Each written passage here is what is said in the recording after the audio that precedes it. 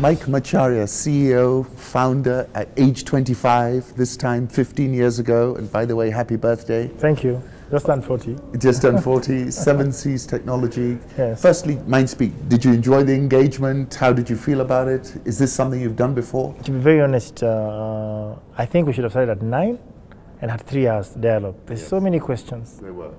So many. I think there's a lot. There's hunger and thirst for knowledge. Huge. And I think everybody is seeking to know. Yes. And to relate, right? But I think most of us entrepreneurs tend to keep our stories to ourselves, right? Yes. Yeah, those stories are the ones that help many other people get to the tipping point. Yes. To say, I'm going to quit my job. Yeah. I'm going to do this. I'm going to make a life-changing decision in my life, right?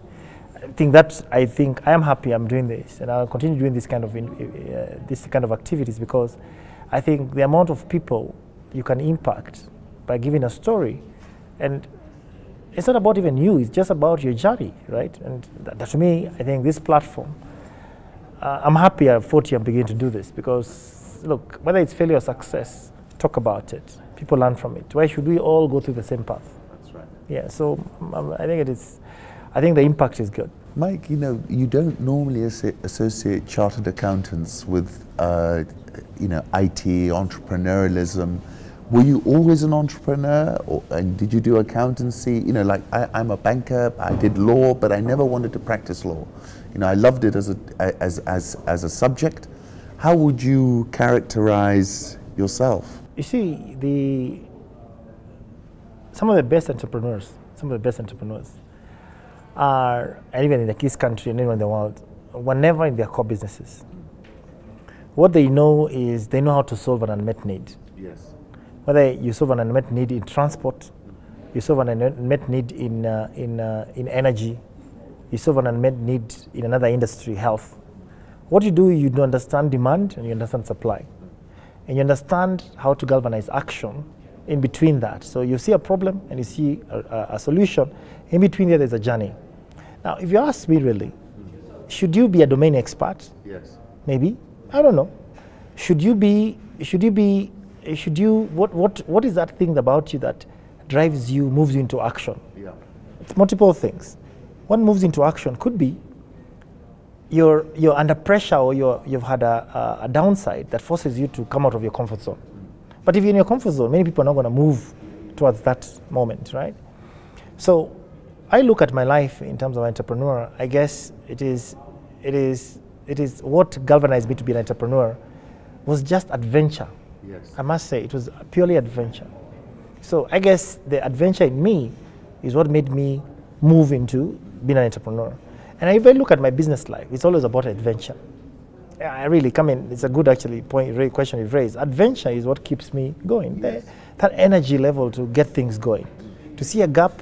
So what happens when you change your lenses and you see life from a different point of view, you see beyond what you see. Yes. So when people see a problem, you see an opportunity. Yeah. When people see nothing, when people see other things, you see what you want to see. So constantly you open your eyes, and then you also start looking, if I had this and this and this and this, okay? If I put them together, that is opportunity. Yes. And that's how I guess I ended up as an entrepreneur. Now, finance helps because ultimately everything is debit and credit. Yes. That's a good one. Ultimately, eventually, it will be inflow, Yeah. outflow, Yes. Expense, income. Yeah. Is that correct? So finance helps you manage your cash flows, understand, because money is critical in a business, right? Yes. So you can't just do business if you don't understand capital, and you don't understand money flow, you don't understand these kind of initiatives. That is some of the challenges that you face. So finance was, I think, a very good enabler. Okay. But I barely did finance. After I did finance for 3 years as an accountant, after that I got bored, because I found I was constantly doing historical counting. I mean, activities have happened. Yes. I'm doing after the fact. I said I need to be in the battle line. I need to be out there in the battlefield. Yes. Be the guy who decides how the numbers look like. Yes. That was the inspiration. That's it. An adventure. Mike, you didn't touch on, but you've had some notable successes in the last 12 months in particular. This big health transaction, the managed health services, where you're a player, the Huduma citizen centers, which you're going to be a prime mover in making work. Can you just describe a few of these things of the business in the last 12 months, the partnership with GE? You had Bob come here because he's a partner at Safaricom, Joshua, these are strong 21st century collaborators as well.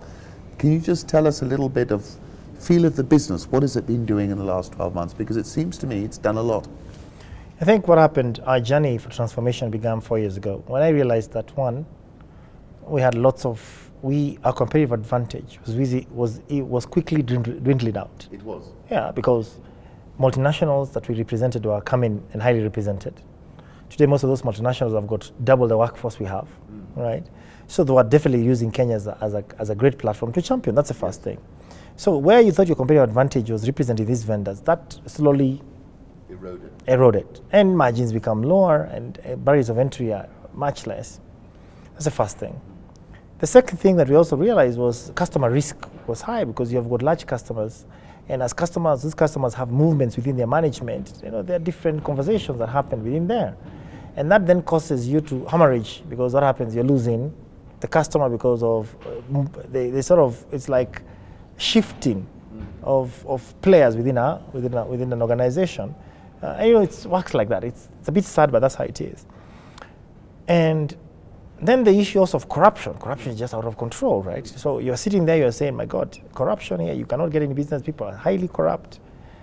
Whether it's private or public sector, it's out of control. You're thinking, wow, around me there's everything and against me. So you figure out now, there are two options to do this. And at the same time, sorry, you already have an investment you've sunk. Shareholder money has been highly invested in infrastructure, in people.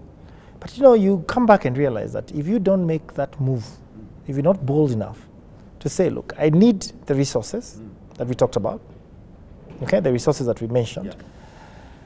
Because without human resource, which is your asset, I can't really, I have, my inertia in terms of execution is zero, right? So you can't dump the human resource, and you can't. You can't say that tomorrow you don't need workforce. What you need to do is you need to ask yourself, how do I leverage in my workforce? So we then figured out the only way to do this, we need to strategically build long-term, okay? Shareholders are up in arms because they're saying my cash burn is high. Because they say, guys, we have to go for the long haul. There's no short haul in this one. You have got to invest in the country. We need, if we're gonna build big things, we have to be part of the change that we want to see. That is what got me thinking. And eventually I found myself looking at strategic areas of citizen services, which we started 4 years ago. So with the teams that now are running part of those initiatives.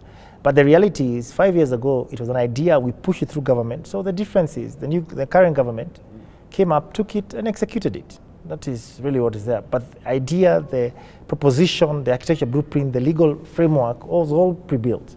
Wow. Okay? Yes. So it was in lack of inertia and movement from previous government or lack of capital. So you'd identified it and then you we did that 5 years ago. You had it there ready We did that 5 years ago. All you needed is just, it had been teed up. Yes. So all you need to do is just execute it. Today it's a national agenda, which is nice, which to me, I'm happy about it. It's moving, it's one of the things to transform lives. Let's go, let's proceed with it. Yeah, today it has enabled a lot of job creation. Lots of vendors are bidding for those projects. Yes, there are people even who don't even know about the project, who are in the project, but it doesn't matter really.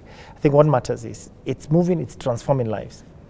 The next issue that we looked at was, okay, health. Okay, what can we do in health? What do we think? And then you find already, as we mentioned earlier, collaborative synergies. You figure out, how do I play in health? You find that you find like-minded people. You find multinational companies like GE, brilliant, ethics, right? Ethics. You believe in the same things. Is that correct? The right way of people development, and willing to go the long haul. For them, it's not short term; it's long term. We invested in this country on a long term basis, and what happens? You then start working with them constantly towards developing this big, huge, audacious transformation.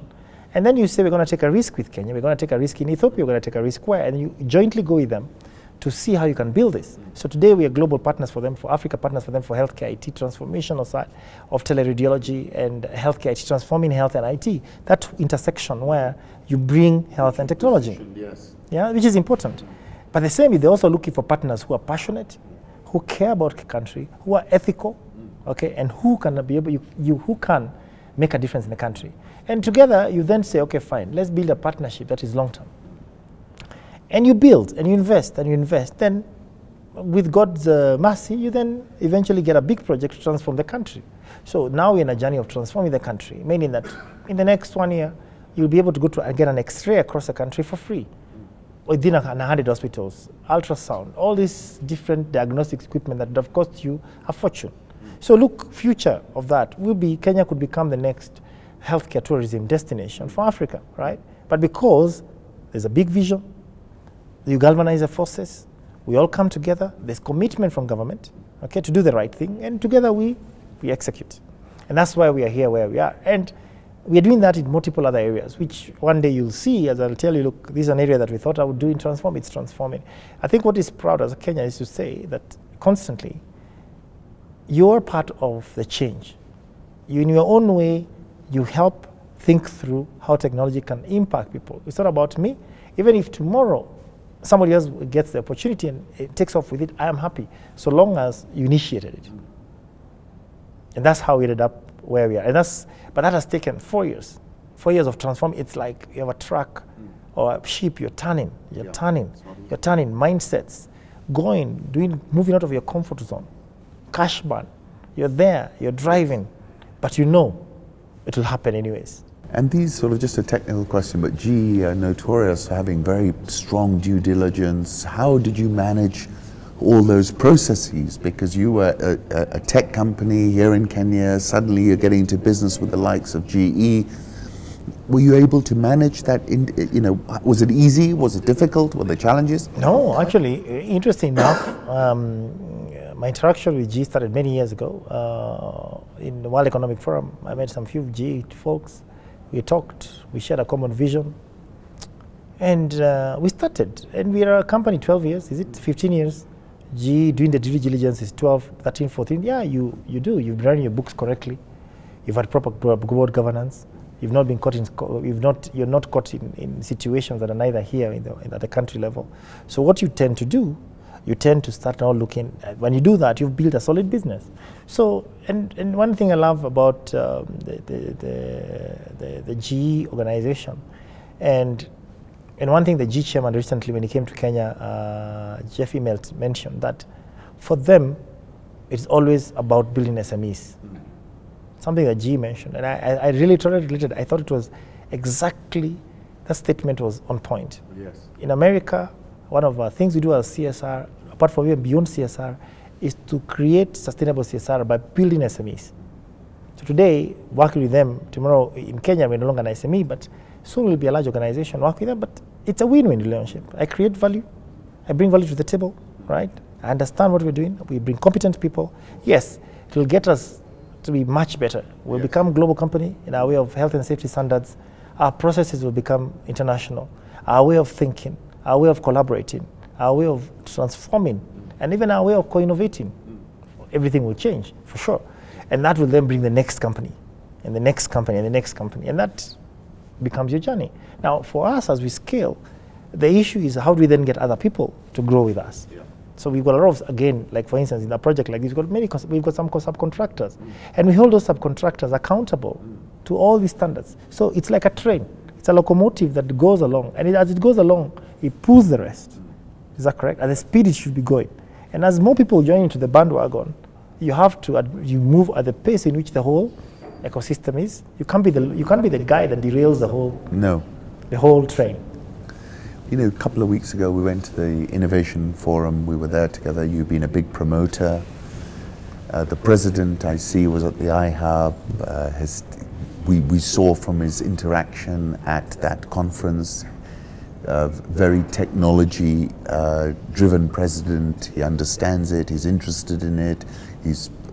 From what I heard, he was trying to push people to do more. Can you just finally just characterize for us at that level, at the head of state level, are we seeing a major push now to sort of accelerate what has been a great success story for Kenya in this innovation IT technology space? Yes, that's for sure. I think the National Innovation Forum hosted by the CS Matiang'i and driven by his ministry and ICT authority was, I think, if you ask me, a tipping point of the industry.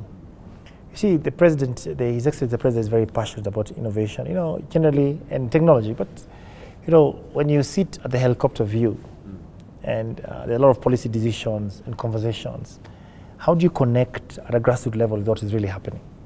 So you just hear tidbits of iHub, MIMLab, NILab. These are tidbits of conversations. But within there, there's so many other smaller ecosystem organizations that are growing. Is that correct? There are many. So you can understand the disconnect between, on the top side, there is a lot of big vision about Kenya becoming the Silicon Savannah. Down here, everybody's trying to do their own small thing. So I think the National Innovation Forum, that eventually when it took off, okay, it took off on the basis of one, that you brought all the innovators, and even some of them were mentioning to me that they were happy to be together today. Because for the first time, they had a platform to meet. You are doing gaming, I'm doing animation. I never knew there's a good animation company. So I team up with you and we agreed to call it. That's the first thing. So creating the innovation village was critical because it allowed the policymakers to see that this is the tip of the iceberg. There may be many other innovators, entrepreneurs out there. Yes. The next thing it did, we also tried to champion what are the 5 or 6 things that are critical to champion this industry. Issue of capital, and especially the capital that is required, the missing middle, the growth phase, not the growth phase, but the idea stage capital, you know, early stage capital, important. The issue of skills is critical, okay, in terms of right skills. The issue of IT exports, well, you remember, was a critical issue. How do you export once you're successful? The issue of co-innovation. How do you co-innovate? How do you use the university as test beds? Okay, is critical. The issue of innovation hubs is there. Those are all, we realize, are 5 critical segments. And also buy local, okay, because what's happening in procurement is critical. Why are we going and buying? There are many innovators and enterprises that are building excellent products. We are not giving them an opportunity to excel. So that's just because the procurement system is so rigid in a way that even if you talk about 30% local, yes, you become 30%, you're supplying, but where you need to innovate, that 30% doesn't apply. So you see, for instance, because it's the cutting edge. It's a cutting edge. So 30% is, yeah, you supply a lot of stuff, but 30% where it's cutting edge, that is not given. So the tenders that require 30% that could be built locally, they assume that cannot be done here, which is ridiculous, right? So the National Innovation Forum, what it did was bring these issues together and say, look, we have a national ICT master plan that says we're going to create 180,000 jobs. We're going to create 10 patents or 70 patents, global companies, and national champions. Now, the reality is, those are far-fetched dreams if you don't create a vehicle to get there. The vehicle to get there is multiple vehicles, I guess. One is infrastructure, policy, but you also need to create a vehicle that allows all these entrepreneurs to come here. Look, today we met all these entrepreneurs. They ask me so many questions. In future, these entrepreneurs will just go to Enterprise Kenya. Yes. Yeah? They're asking for early stage. All these innovators who come to Kenya, they want a place to go and talk to. Enterprise Kenya then, I guess, because now it has been approved and now soon gazetted, will be a home for Africa innovation where intellectual property you need support, you can get. Management capability, in terms of you aren't looking for good lawyer, maybe these guys could create a barrage of lawyers. Do you call them a barrage of lawyers, I guess? Marketing teams, because when you have a great product, you need to brand it. In terms of capital, the government has committed 1 billion shillings startup capital. Okay, that capital you can get the private sector to match a billion to 1 billion. That capital can be used to invest in growth into idea stage companies, but also used to invest in companies that want to go to the GEMS market. Is that correct? So you enforce indirectly the young companies to list in the alternative market, which is the growth enterprise market. Is that when those companies list, then we become the biggest buyers as Enterprise Kenya or biggest investors in those companies. Yeah. So that all these other people who have got 100,000, 50,000 at home can also have an avenue to invest their homes, their money. So that even Papa, Mama, and Auntie who are investing for the first time are investing in listed stocks. Then you also look at areas where we are saying policy making. You cannot be the lone guy trying to change policy. Policy has got to be changed by partners. And then oil exports, economic diplomacy. How do you get a platform to do economic diplomacy? Technology is complex. Going to tell the Ministry of Foreign Affairs and Trade, International Trade, to go and market our flowers is easy. But how do you go tell the same ministry to market our innovations? It's difficult. Yes. So you need a vehicle that is able to go and sit in Japan, go sit in Korea, go sit in London, go sit where, and be able to say, Kenya, we've done X, Y, Z, and we want to integrate ourselves to Samsung. But that vehicle cannot be a lone guy jumping into a plane, going to Korea, trying to convince the Korean guys, okay, I want to integrate it to you guys. I tell you, my friend, exactly who are you? Yes. Right? But having a credible organization that has vetted these companies automatically creates opportunity. I've got one last question, which no one really asked you. As a sort of IT guru, technology guru, looking at the landscape which is changing so fast, right? What are the big trends that you can have us look out for? Technology cuts across multiple verticals: retail, health, governance, financial services. So trends, what you need to last look is in terms of trend is how technology is going to start shaping the decisions you make in terms of buying stuff. For instance, in retail, for instance, you will now start saying retail providers are going to find a way to know what you like, because data is going to be a critical aspect. Yes. So with big data, you'll be able to now do precise, you'll be able to look at precise marketing towards individuals.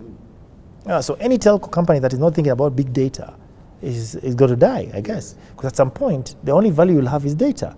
Any bank that is not thinking how to use their data is going to be a critical, it's also going to be looked at. So you need to start matching customer data with initiatives. Yes. Today, if you take these iPhones, there's a health app that tells me how far I've walked, how many stairs I climbed. Yes. All that information is being relayed to a common repository. Is that correct? Yes. So things like wearables, Yes. healthcare wearables are going to become part in our watches, in our phones. These are part of our lives. So devices, the whole interconnectedness within the society and the world is going to happen through technology.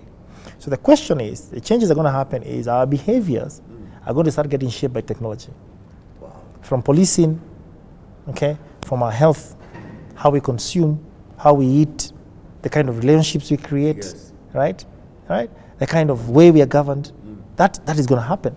And because the youth and the younger people are so technology, I would say, they don't fear technology. It will be easy for them to integrate into that segment. And because technology is not becoming any lesser, look, today you cannot buy an old iPhone. You can only buy, the best you can do is a new iPhone. So constantly, as the iPhone ships, it ships the latest product. Whether it's the most lowest phone, you'll never buy, you can't buy old technology. You leapfrog to where you need to be. So that is going to change. So I think our behaviors in retail, the way we think, devices become smarter. So as they become smarter, More information. And as these devices are generating information, they're tracking what you do.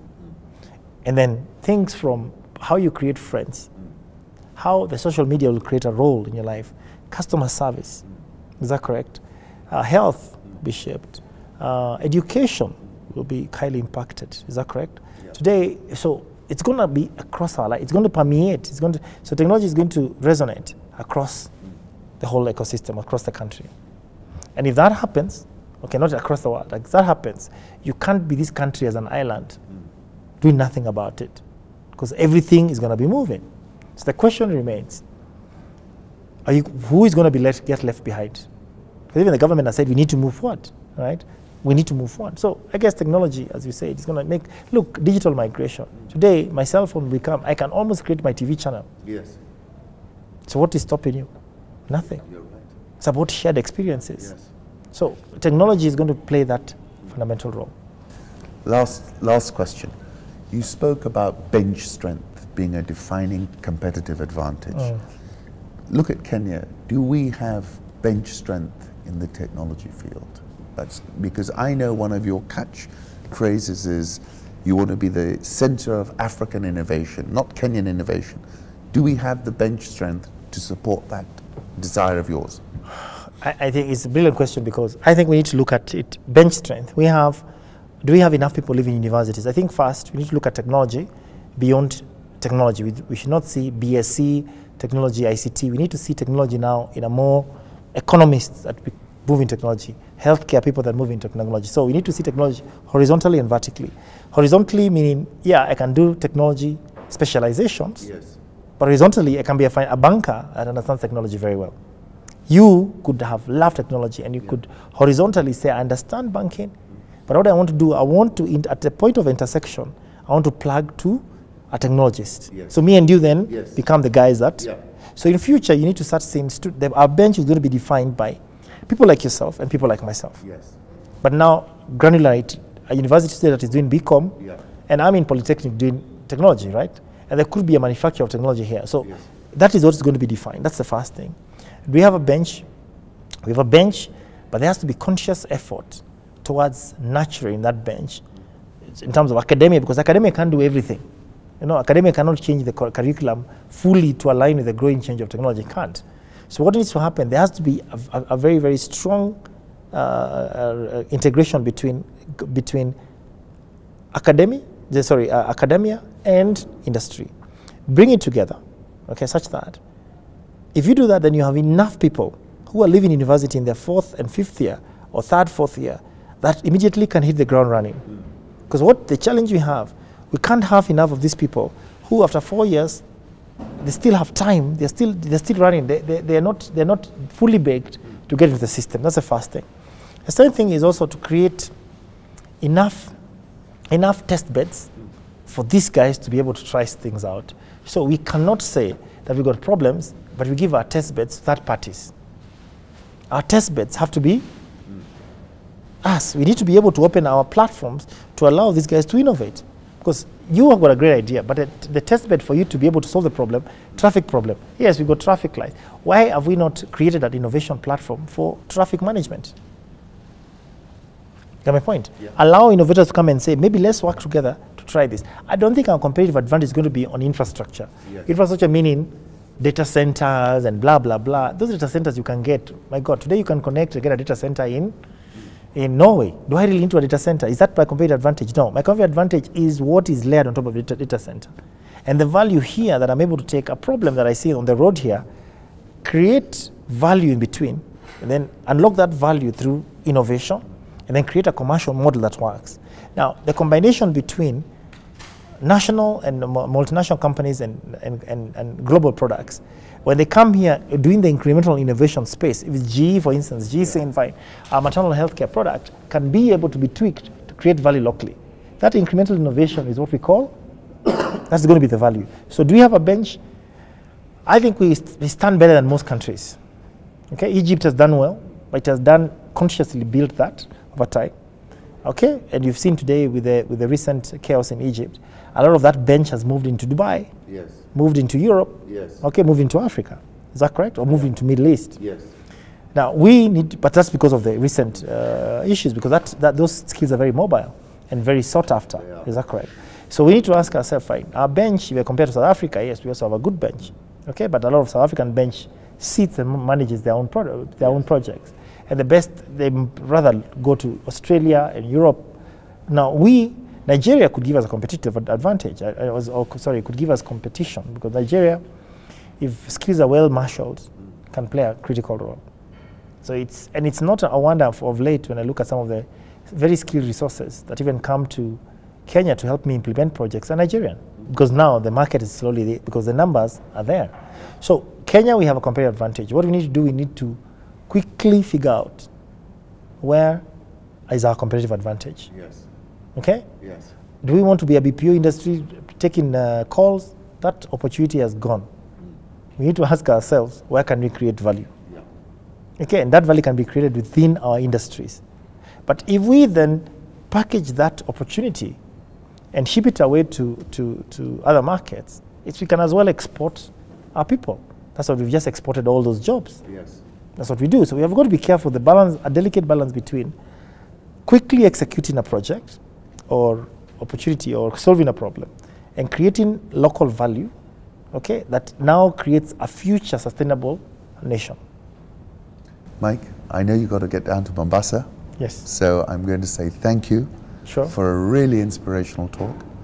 Lots of food for thought. Yes. And I'm deeply grateful. Thank you. It was my pleasure. Thank you. Thank you.